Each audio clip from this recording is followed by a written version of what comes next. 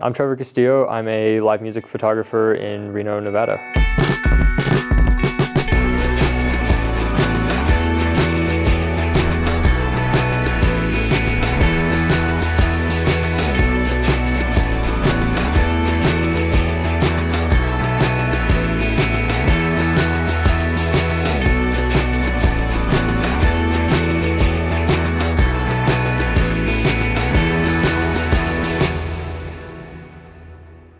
So when I was really young, I think I was like maybe 7 or 8, my grandparents got me like a little Canon point and shoot camera, and I just loved using it. I took pictures of everything and anything that I could. I loved that camera, and I grew up a little more and I got my first smartphone. I would love taking photos on that, just take landscapes and anything that I thought looked cool, I would just take a photo of. And I found out you could edit photos on your phone, and I made super bad, oversaturated photos for a while. But in my second year of high school, I was like 15, one of my friends was taking a photography class, and she got me to meet the teacher and enroll in the class the next year. And I finally got a real camera in my hands, and I bought my first like real DSLR. I started out with a lot of portraits, and I think that was kind of my first creative outlet that I had, because I've never been able to draw or play music, but I've always loved listening to music. And I really like taking photos. And so I started off taking a lot of portraits, thought I was gonna be going that route for a while, and then like 2.5 years ago, I had a local artist reach out to me and ask me to photograph one of his concerts. And I'd never been to a local show. I'd been to a couple bigger concerts, but I didn't really know like a local music scene was a thing. So I went to my first local show. I had so much fun. It was a really great time. It was at the Holland Project here in Reno in Midtown. And the show I was photographing was the next day. And so I got to do that, and the artist really loved the photos, and that made me feel really cool, and I really enjoyed taking the photos, even though it really wasn't a show that I would go to normally. But I really enjoyed the product of the photos, and after that I just started volunteering at the Holland Project a lot, and I think I photographed every show after that one for the next 3 months that they had, just to really get some practice in and get used to it. And from then I started just meeting friends that were in bands and taking photos for them. Like tonight I'm kind of just here because I want to be here. I like the kind of music. Like I got some friends in bands, and so I'm just here to take photos and hang out. But if I'm throwing a show, or if I know there's like a specific reason for content, then I stress about it a little more. I try not to, but I feel like I can normally make do with whatever. These shows are always more fun the more people are here, but you know, you can only do so much to get people out. Oh, Lear shirt, that's tough.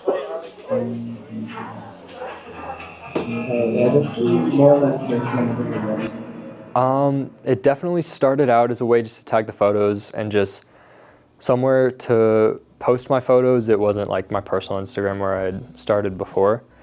But I'd stole the name from one of my friends who was doing photography at the time, who doesn't anymore and doesn't have an Instagram account anymore. So as far as he knows, I didn't steal it.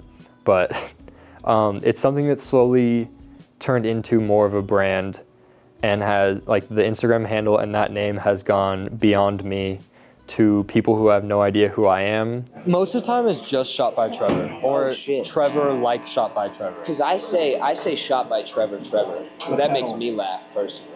It's funny. I agree. Okay. Do whatever your heart desires. Okay, cool. Awesome. No problem. Just the fact that my photos have been able to reach like a broader audience rather than just my friends or the people around me, and people can recognize my work outside of recognizing me.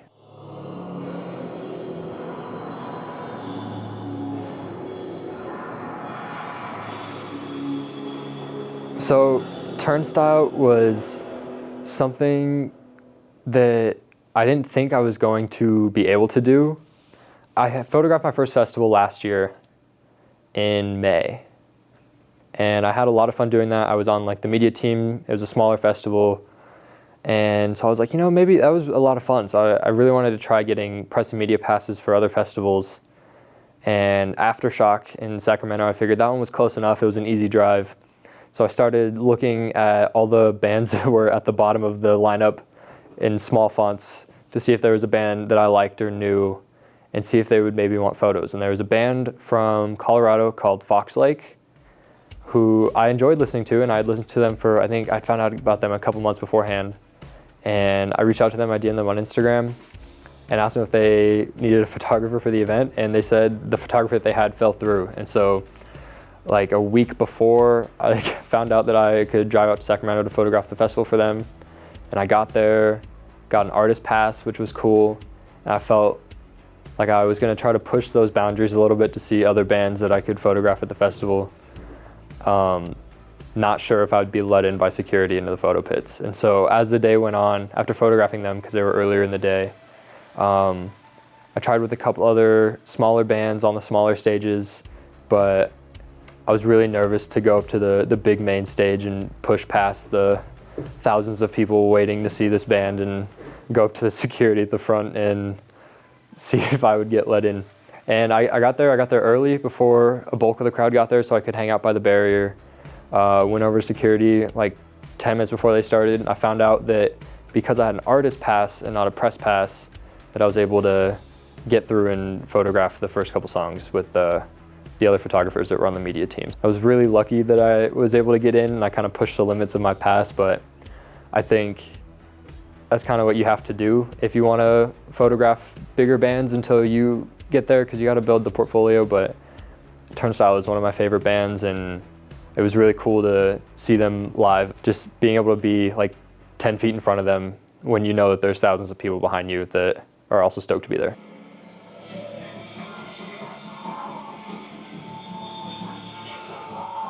Oh, this is David, by the way. This is Trevor. How you doing, Trevor? Trevor, nice to meet you. Yeah, This is Ray. Trevor. What's your last name? Castillo? Oh, okay, cool. I think I follow you on Instagram. Hell yeah. No, you guys killed it. You guys were sick. Sick ass. Thank you. Take sick ass I photos. feel like I follow you too.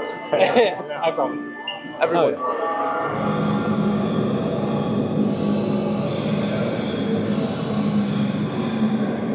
I feel like that's the community that I've inserted myself in, and the community I'm actively trying to grow.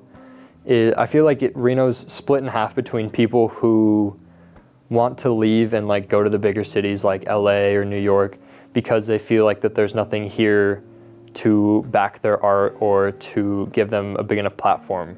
But I am on the other side of things, where I feel like there's a lot of untapped potential in Reno, where there are an abundance of creative people, an abundance of very talented people who, if we work together, we could put Reno on the map as one of those spaces and like places that can produce really cool art and produce cool music or photos or graphic design, digital art. I really think that there is a lot of potential for Reno and what we are able to do.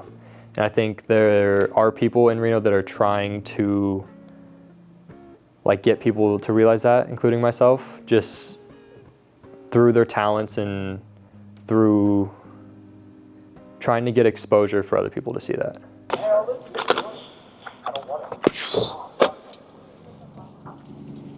Free the Youth is a DIY music collective that started in California, like Santa Cruz and LA were the kind of two main points that they started on.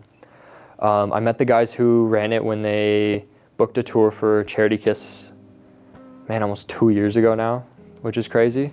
But it was kind of one of the first things that I did after getting into doing music.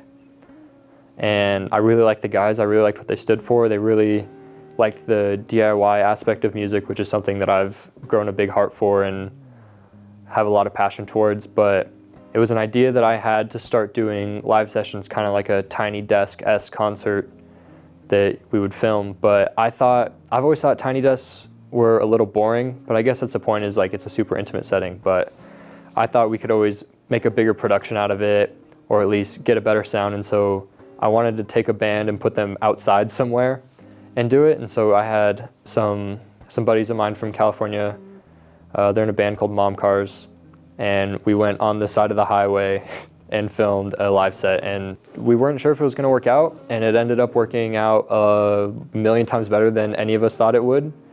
And it like sparked into a whole series of stuff that we've done, and now we've kind of have more of a mission statement with it, with giving smaller bands a platform for themselves to show off their personalities and how they would play a live show and the cool music they're making. Getting to work with local bands here and local bands all over California, it's been a really fun time and a really cool intro to the video world.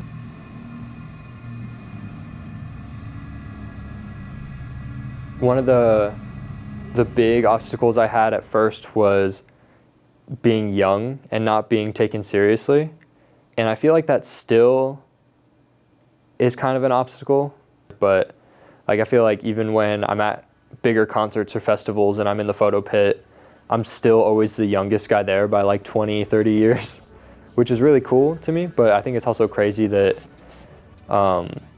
that's just the demographic of professional photographers, is just a lot of older people. And so I think being younger and trying to be taken seriously was a big obstacle that I've had. Just go shoot. Shooting's fun. Go take photos. If you want to take photos at concerts, just bring a camera, bring a little point and shoot. I know a lot of people have film cameras or disposables, or just find a local show that's being thrown in a backyard and go take photos at it. Just be respectful of the people that are there and the band that is playing. Talk to people, meet new people. If you see somebody with a camera at a show and it's something you want to get into, go talk to them. We're pretty nice. We don't bite most of the time. But it's a very welcoming community, I've found out, even though it seems a little intimidating and standoffish, but I promise it's not. And we're always welcoming of new people who want to be a part of the scene and who want to create the same art that we do.